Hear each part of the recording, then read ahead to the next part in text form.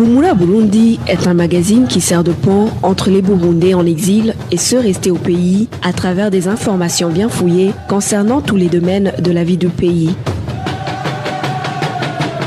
Le magazine Humura Burundi est diffusé sur le web via le site de la RPA www.rpa.bi.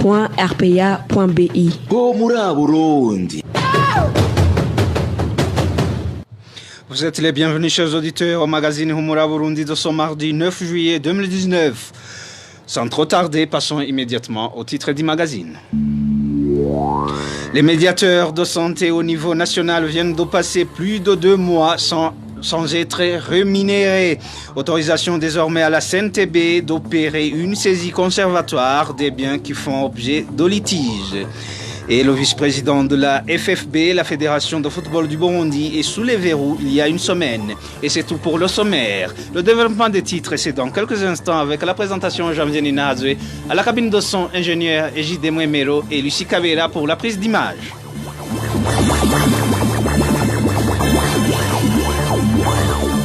Encore une fois, bienvenue. Une fille de 13 ans a été agressée sexuellement par un responsable Imbonerakure dans la localité de Monge Kiramata, zone et commune Nega de la province Kirundo. Le présumé auteur de ce viol jouissait d'une impunité pour être membre du parti au pouvoir, le CNDD-FDD.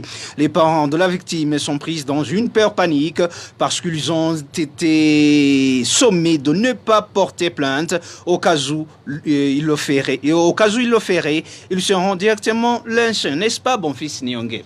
Cette jeune fille en question a été sexuellement abusée durant 4 jours, c'est-à-dire du 1er au 4 juillet 2019. Le crime s'est déroulé dans une maison située sur la colline Monge Kiramata, en commune Busoni de la province Kirundo. Elle aurait été violée par un Imbonerakure de la localité. Après cet acte, son bourreau l'a abandonnée dans un buisson agonisant. Selon nos sources, elle a été trouvée par des passants qui l'ont évacuée jusqu'au centre de santé de Nega, où il a reçu des premiers soins. Les mêmes sources révèlent que, vu l'état de santé, il a été conseillé aux parents de faire soigner leur fillette dans un hôpital. Mais paradoxalement, la famille de la victime a été sommée de ne pas quitter la zone Nega pour ne pas ébruiter l'affaire. Puis encore, elle a été intimidée pour l'empêcher de porter plainte. Pour s'assurer de leur silence, poursuivre nos sources, le chef de colline Monge Kiramata Gérard Habimana, accompagné par des Imbonerakure de la place, ont fait savoir aux parents de la jeune fille que si jamais ils brisent le silence, toute la famille sera exterminée. Les habitants de Nega plaident pour que ce genre de crime devenu actuellement monnaie courante soit puni conformément à la loi. Contacté par la rédaction de la RPA, Philippe Ngabonziza, administrateur de la commune Nega, a fait savoir qu'il n'était pas au courant de l'affaire et a promis d'enquêter sur le cas. Merci à Bonfils Nyongere pour ce reportage. Grogne des médiateurs de santé qui viennent de passer plus de 2 mois sans percevoir leur salaire. Au moment où la Croix-Rouge Burundi avait promis que ces salaires seront disponibles au début du mois de juin, nombreux parmi ces médiateurs disent qu'ils n'ont toujours pas vu sa couleur. Les détails avec Rachel Kagissi. Ces médiateurs de santé disent qu'ils ne savent plus s'ils font du bénévolat ou pas, vu qu'ils passent plusieurs mois sans être payés. Par exemple, il y en a qui ont eu leur salaire du mois de mars alors qu'on est au mois de juillet. Pire encore, les salaires sont distribués par équipe. Aujourd'hui, on peut dire qu'il n'y a rien de précis concernant nos salaires. Ces médiateurs de santé font savoir qu'ils ne reviennent pas de voir que les employeurs sont de plus en plus exigeants, comme s'ils ignoraient leur situation. Ils nous disent de présenter les rapports avant le 5 de chaque mois. Mais ils oublient qu'on n'a même plus de quoi payer les déplacements. C'est vraiment honteux. Selon ces médiateurs de santé, les conséquences de ce dysfonctionnement finissent par se répercuter sur le rendement de leur travail. Les conséquences sont nombreuses, que ce soit sur les malades ou sur nos familles. Il y a des enfants qui ont raté l'année parce que leurs parents ne sont pas acquittés de leurs frais scolaires. Il y a aussi des cas de gens qui se font expulser faute de loyer. Comment voulez-vous qu'on reste concentré? Nous avons contracté des dettes dans les banques et aujourd'hui, les intérêts s'accumulent. Qui va payer tout ça? La Croix-Rouge doit fournir plus d'efforts pour nous sortir de cette situation. De son côté, la Croix-Rouge rejette toute responsabilité. Selon une source à l'intérieur de cette organisation, le problème se situerait au niveau des banques et microfinances qui hébergent les comptes de ces médiateurs de santé. Rachel Kagissier, de la gouvernance à la justice, la CNTB actuellement autorisée à faire une saisie conservatoire des biens qui font objet de litige. La nouvelle loi régissant cette commission des terres et autres biens semble aussi avoir légalisé la réouverture des dossiers en cas d'issue non adéquate, précise cette loi. N'est-ce pas, Vicky Chris Ninherit?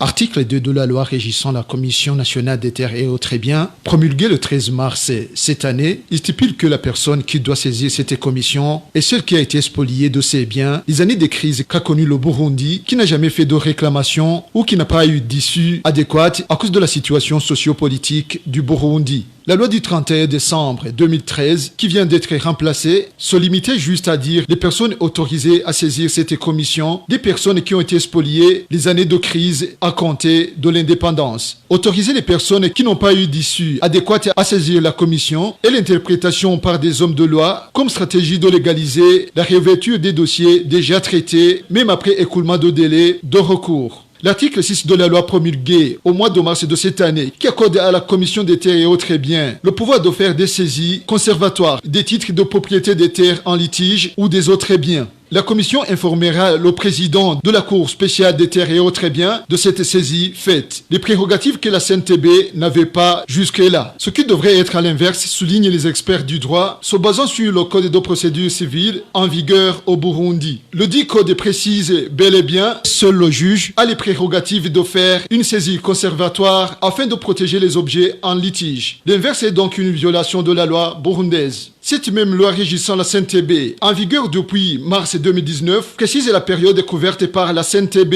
Elle s'occupe des litiges datant de l'indépendance jusqu'en 2008, année de fin de belligérance. La loi abrogée ne précise pas le point d'arrivée, elle partait juste du départ, l'indépendance du Burundi. Merci à Vicky Chris Ninherete. Observons une courte pause, puis on continue avec la page éducation.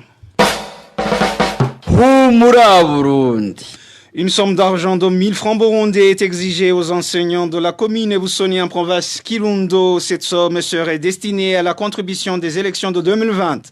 Les enseignants de cette commune crient au détournement, d'autant plus que le président de la République a supprimé effectivement cette contribution.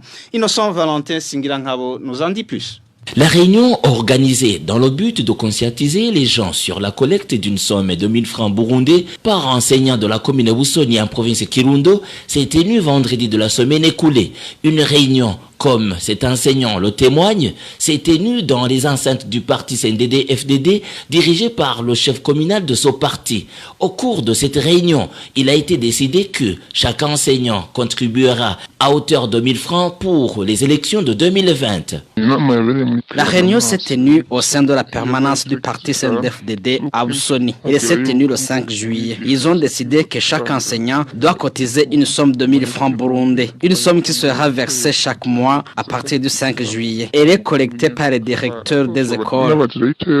Les enseignants de la commune Busoni en province de Kirundo s'inscrivent en faux contre cette décision dans la mesure où le président de la République a stoppé ses contributions. Ils demandent à cet effet d'être rétablis dans leurs droits.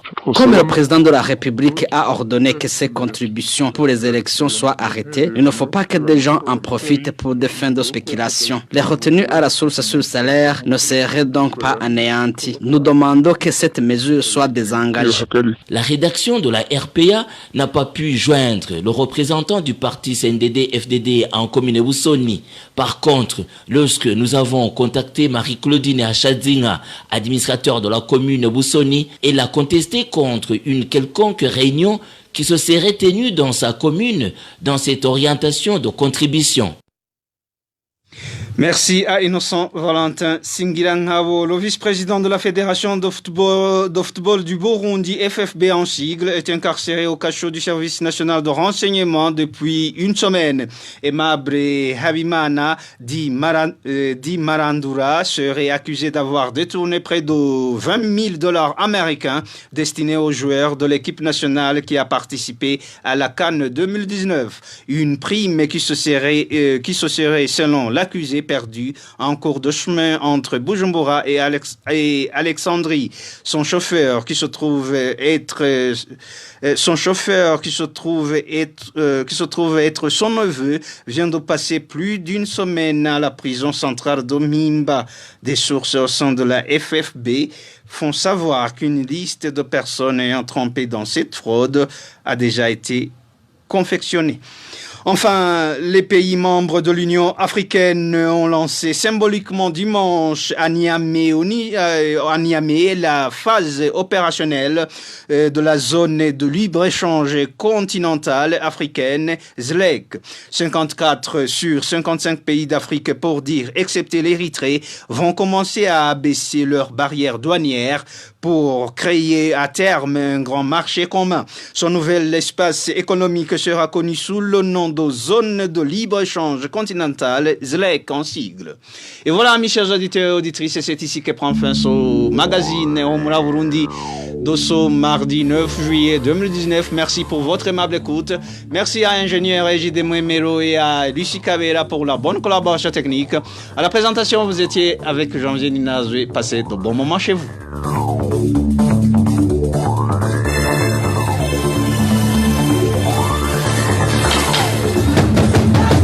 C'était le magazine Omura Burundi.